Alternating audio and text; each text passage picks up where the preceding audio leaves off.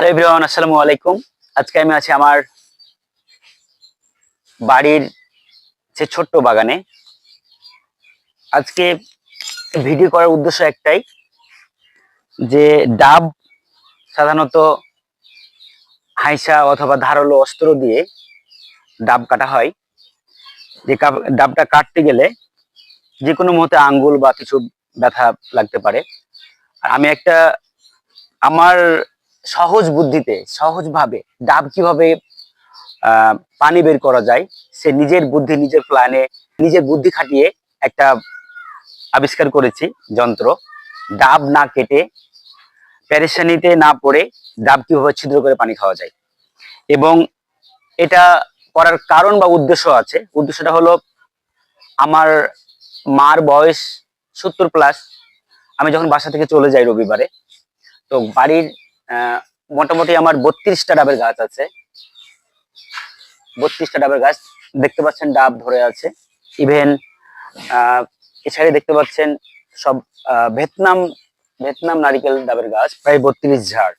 মোটামুটি বছরে 2 থেকে 2.5 হাজার মতো ডাব হয়। 2 থেকে 2.5 হাজার মতো ডাব।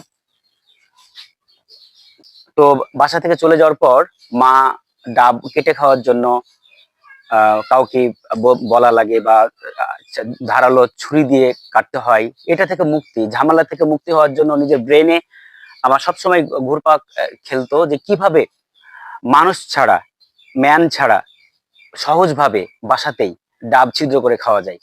সেটা আমি দেখাবো কিভাবে খাওয়া যায়। আগে ডাবটা আগে পারি। ডাব পাড়ার জন্য সেই রড দিয়ে একটা হাইসা ঝালাই করে করে নিয়েছি।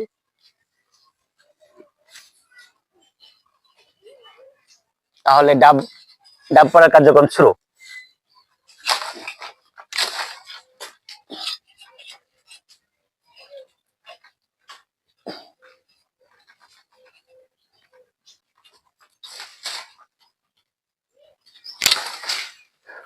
ও, এটা দেখ,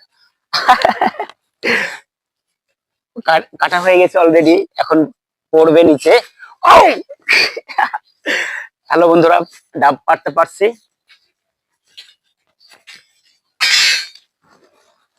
এখন সেই এখন সেই আমার বুদ্ধি, আমার দিয়ে ফার্স্ট ডাব দেখবো ট্রাই করে, যে আমি এটা থেকে সফলতা লাভ করতে পারি কিনা। এটা যে বানিয়েছি আমি নিজের বুদ্ধি দিয়ে, স্ত্রী দিয়ে, ব্রেন খাটিয়ে, এটা অ্যাকচুয়ালি সাকসেস হই কিনা।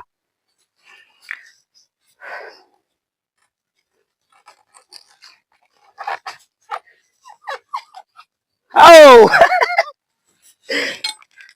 I am success. আমি যে বুদ্ধি করেছিলাম অলরেডি সাকসেস হয়ে গেছে। অলরেডি পানি পড়ছে, দেখতে পাচ্ছেন।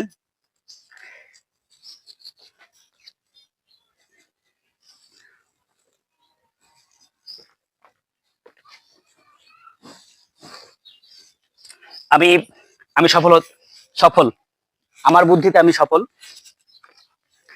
এবং যারা বিক্রেতা আছেন, খুচরা বিক্রেতা, ডাব কেটে বিক্রি করেন, তাদের উদ্দেশ্যে আমি বলবো যে ডাব কেটে বিক্রি করলে তো অনেক সময় নোংরা হয়ে যায়, ময়লা মাটিতে নোংরা হয়ে যায়। তো এই বুদ্ধিটা যদি কেউ আহ, আহ, এইভাবে যদি কেউ নিতে চান এটা, তাহলে আমার ইনবক্সে অর্ডার করবেন।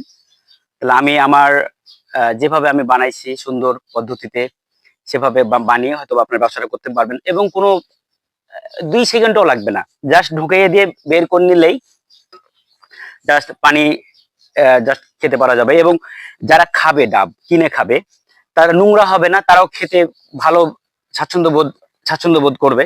কারণ দেখতে পাচ্ছেন স্টিকার দিয়ে ডাবটা নোংরা হচ্ছে না, জাস্ট পানি খেয়ে ডাবটা ফেলাই দিতে পারবে। এবং খুব একটা সুন্দর পদ্ধতি। এবং আমি বেশ কয়েকজনকে দেখাইছি, ওনারা খুব মানে উৎসাহিত যে এইরকম যদি হয় তাহলে তো অল্প সময় হাতের পেরেশানি ছাড়া, বা হাত কাটা যাবে বা নোংরা হবে না। এটা ওনাকে অনেকে চাচ্ছে। তো কেউ যদি নিতে চান, বা এটা এটা যদি নিতে চান, আমার ইনবক্সে আমাকে নক দিবেন। ইনশাল্লাহ আমি দেওয়ার চেষ্টা করব। সবাই ভালো থাকবেন। আর যে আমার ডাবের গাছ দেখছেন, আমি একটু ঘুরে দেখাই। দেখতে পাচ্ছেন যে একটা, আপনারা দেখাতে চাচ্ছি যে একটা থোকাতে 1 2 3 4 5 6 7 8 9 10 11 12 13 14 15 22টা মতো আছে। এক থোকাতে 22টা, তাহলে এখানে 1 2 3 4 5 6 7 8 9 10টা আছে। এরকম আমার মোটামুটি 32 ধার ডাবের গাছ আছে। এখানে দেখছেন একটা, আবার পুকুর পাড়ে আছে, আমি দেখাচ্ছি। টোটালে একটু করে ধরে আছে। তারপরে প্রত্যেকটা ডাবের গাছে আমার পানির লাইন করা আছে, জাস্ট পানি দেওয়ার জন্য। দেখতে পাচ্ছেন এটাতে অনেকগুলো ডাব ধরে আছে অলরেডি। অনেক, এই ডাবগুলো খাওয়ার মতো হয়ে গেছে। দেখতে পাচ্ছেন এখানে অনেক ডাবের গাছ। ভিয়েতনাম ডাবের গাছ, এই এই এই জাতের নাম হলো ভিয়েতনাম ডাবের গাছ। এটাও পানির লাইন করা আছে, এই যে পানির লাইন, এটা থেকে পানি দেওয়া হয়। এটাও দেখতে পাচ্ছেন সব ডাবের, প্রত্যেকটা গাছে ডাব ধরে আছে, এবং এটা একটু পানির লাইন করা আছে। প্রত্যেকটা ডাবের গাছে পানির লাইন করা আছে। তো একটা নাম হলো কেরালা, এটা 5 বছর পর থেকে ধরবে বলেছে, অলরেডি 4 বছর চলতেছে। আর ওটা হলো 2.5 বছর থেকে ধরবে বলছিল, মোটামুটি 3 বছর থেকে ধরা শুরু হয়েছে।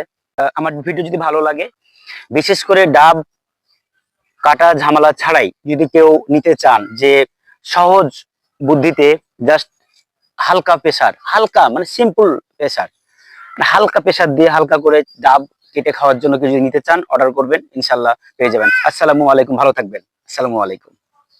এই সে ব্যক্তি, কারিগর, যার দ্বারাই তৈরি হচ্ছে ডাব কাটা ছাড়াই ছিদ্র করে পানি খাওয়ার সেই পদ্ধতিটা, সে মেশিনটা তৈরি করছে। খুব দক্ষ মিস্ত্রি, জন্য সবাই দোয়া করবেন। ফি আমানিল্লাহ।